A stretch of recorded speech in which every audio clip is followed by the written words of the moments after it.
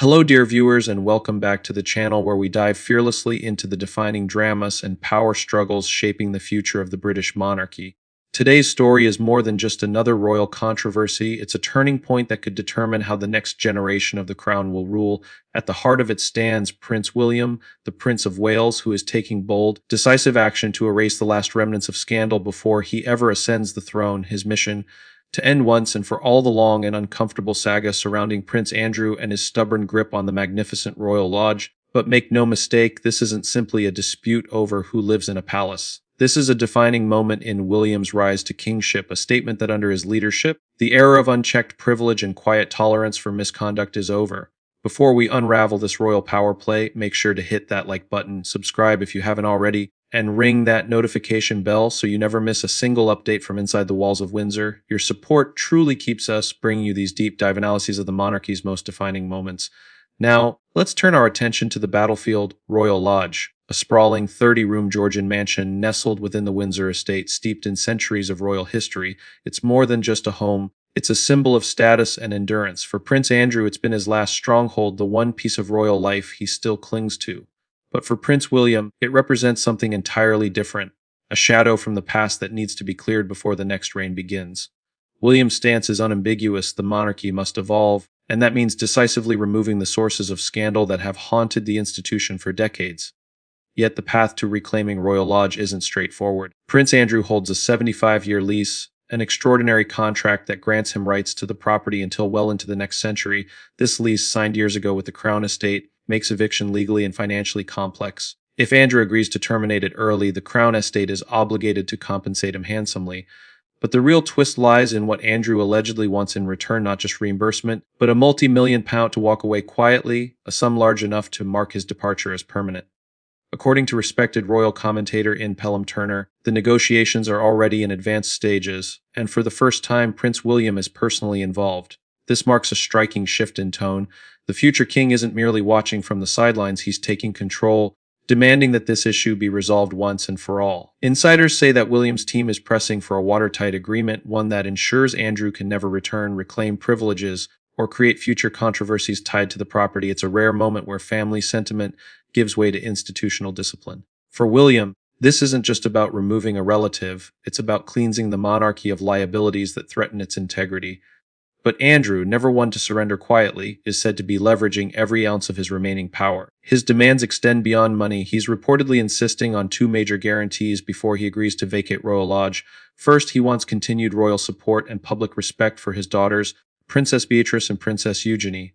Both have built lives outside the core royal system, yet continue to hold charity roles in public goodwill. Andrew is determined to ensure that his disgrace does not taint their reputations or derail their opportunities to serve in the monarchy's softer, modernized functions. It's a plea not only for dignity but also for legacy. His second demand adds another layer of complexity: financial security for his ex-wife, Sarah Ferguson, the Duchess of York. Though divorced in 1996, the two have shared Royal Lodge for years, often cohabiting and jointly investing in the property's extensive renovations. Fergie has spent significant personal funds restoring the mansion, preserving it as one of Windsor's architectural jewels. For Andrew, ensuring her compensation isn't just about loyalty, it's about fairness and optics. After all, denying Sarah a proper settlement could spark a public backlash, something William's camp is eager to avoid. Sarah Ferguson's involvement underscores just how entangled this entire situation has become. The lodge has not merely been Andrew's refuge, it's been a shared home filled with decades of history, financial investments, and intertwined loyalties. To remove Andrew is, in many ways, to dismantle an entire domestic structure. For William, the challenge lies in doing so with surgical precision, firm enough to end the chapter, yet discreet enough to avoid another media spectacle. Every figure in this deal must be calculated not just in pounds and pence, but in public perception. Yet there's a third, less discussed dimension to Andrew's demands. According to reports, he also seeks complete freedom from royal oversight, an end to the constant monitoring, the palace influence, the quiet restrictions that come with being tied to the crown. He wants to live independently, to pursue business and personal affairs without interference. It's a bold request, but one that directly collides with William's vision. The Prince of Wales has made it clear there will be no more unchecked ventures, no more private dealings that risk the monarchy's reputation. The future king's message is unmistakable: loyalty and transparency are the price of continued association, and there will be no exceptions. What's happening at Royal Lodge, therefore, isn't just a negotiation over property, it's a preview of William's monarchy in action. pragmatic, disciplined, and unflinching in the face of uncomfortable decisions. He's not shying away from family conflict, nor is he relying on quiet compromise. Instead, he's showing that the crown must now operate with corporate precision, where efficiency and integrity outweigh sentiment and nostalgia. Observers note that William's handling of this issue mirrors his broader strategy for the royal family: a leaner, more accountable monarchy focused on service, not spectacle. His involvement signals a generational shift, one where even the closest relatives are not shielded from accountability.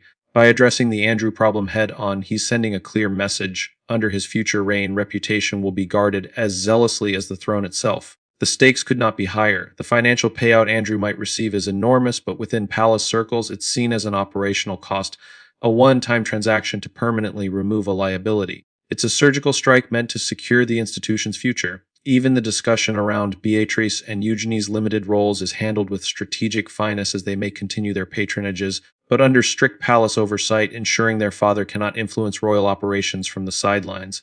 As this delicate negotiation nears its endgame, one thing becomes clear: Prince William is determined to draw a line that will not be crossed. The Royal Lodge saga may soon close, but its outcome will echo for years. If William succeeds in orchestrating Andrew's permanent exit, it will mark the end of one of the monarchy's most controversial chapters, and the beginning of a new era defined by accountability and control. And so, dear viewers, as this story unfolds, the question becomes yours to answer. Do you believe Prince William is right to take such a firm, uncompromising stance to secure the crown's future? Should Prince Andrew be compensated with millions of pounds for walking away from the life he once had? Share your thoughts with us in the comments below. We read every one of them. If you enjoyed this in-depth look into the royal family's most complex dilemma, don't forget to like this video, subscribe to the channel, and turn on notifications so you're always among the first to hear the latest from inside the House of Windsor. Until next time, thank you for watching, and as always, stay curious, stay informed, and stay tuned.